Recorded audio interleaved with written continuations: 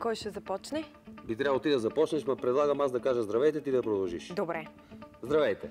Ние не сме доктори, не се плашете. Няма да ви изненадаме с инжекция за добро утро. Ние сме синоптици на вашето здраве и ще ви изненадаме с... С? С какво? Знаеш ли с какво? Не. Аз сега ще кажа с коктейл от фреш. Може, но ако в него има щипка билки, лъжичка метеорология, доза астрономия, капка дъждовни облаци и всичко това гарнирано с резанче луна. Браво! Облакът е много здравословен и много пречистващ. Особено ако добавим портокалче Ябълка и лимонче. и да не забравяме и ядки. Точно така. И всичко това на достъпна цена. Фреш, сутрин рано и попладне и когато ти падне, може. Много ми харесва рецептата. По-далече от печката, по-близко до блендера. Нарязваме портокала, лимона и ябълката и ги слагаме в блендера. Добавяме орехи и щипка джинджифил, които потискат апетита. Пасираме ги и изпиваме сока. Ние сме това, което ядем. И което пием. Това е нашето предаване «Доктор Време» за това как времето влияе върху хората. Защото времето е здраве. Времето лекува. Времето е приливи и отливи. Времето е относително. А каква е прогнозата за времето за следващата седмица? Студ за Великден. Това предсказва синоптиците. Не е реално. Необичайно студено време. Не всяка година щъркелите носят пролетен сняг и с ограшица. Той е женски. На цялата страна обилни напоителни дъждове. Гръмотевици. Студено с температури между 5, не минус 5, между 5 и 21 градуса.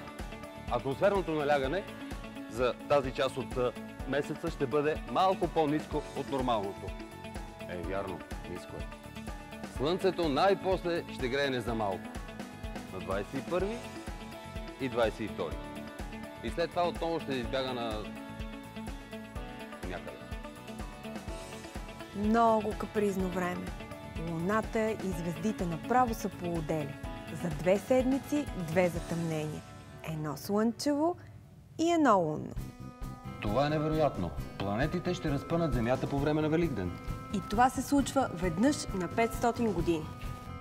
Този коридор на затъмнението, както го наричат астрономите, влияе страшно много на психиката и физиката на човек.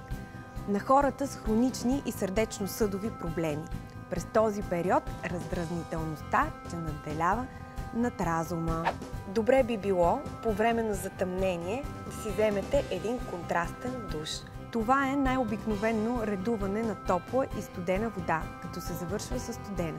При редуването на гореща и студена вода се изпраща кръв от органите до кожата и периферията и обратно.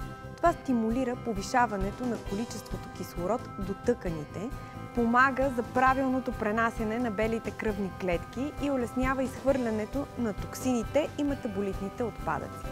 Контрастният душ подобрява кръвообращението, подсилва имунната система и нервната и тонизира организма. Времето е малко капризно.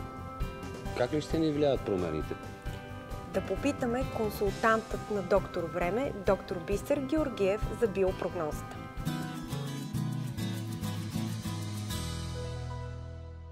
Здравейте, доктор Георгиев!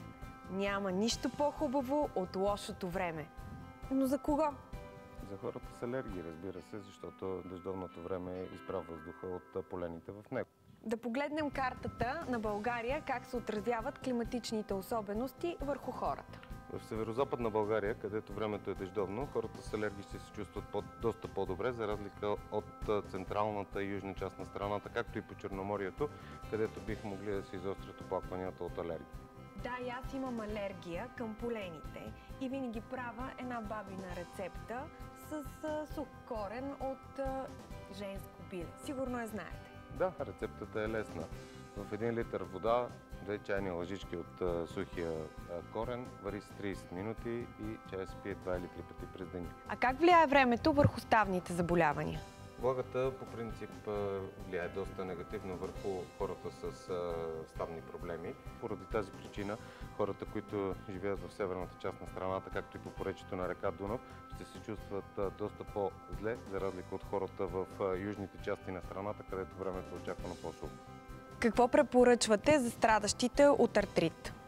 За страдащите от артрит биха могли да се ползват много рецепти, но най-добър ефект е прилагането на корените от грамотрън, корените от репей, както и кора от върба. Предполагам, че тези съставки се смесват на равни части. Да, точно така. И от получената смес две супени лъжици се запарват за 30 минути в половин литър вряща вода. Колко пъти на ден трябва да пиеме тази отвара? Обикновено 2 или 3 пъти на ден е достатъчно. Не, днес съм просто невероятен. Гледай колко много риба хванах. Какво ще кажеш, а? Какво?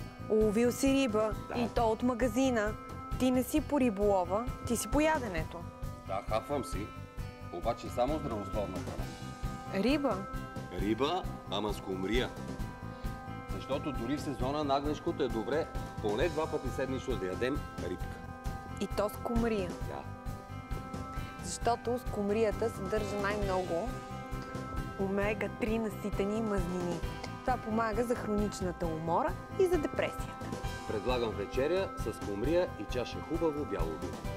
Да, а за десерт ще гледаме шоуто на моята любимка Пади от Britain's Got Talent, която така танцува на 80, че със сигурност е яла страшно много скумрия.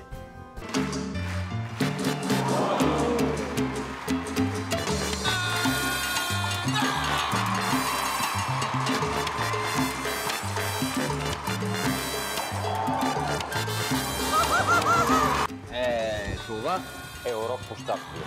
Щом тя го може, значи и ние можем да се забавляваме в ежедневието си. Времето е забавно добре с нас, синоптиците на вашето здраве. Бъдете забавно добре!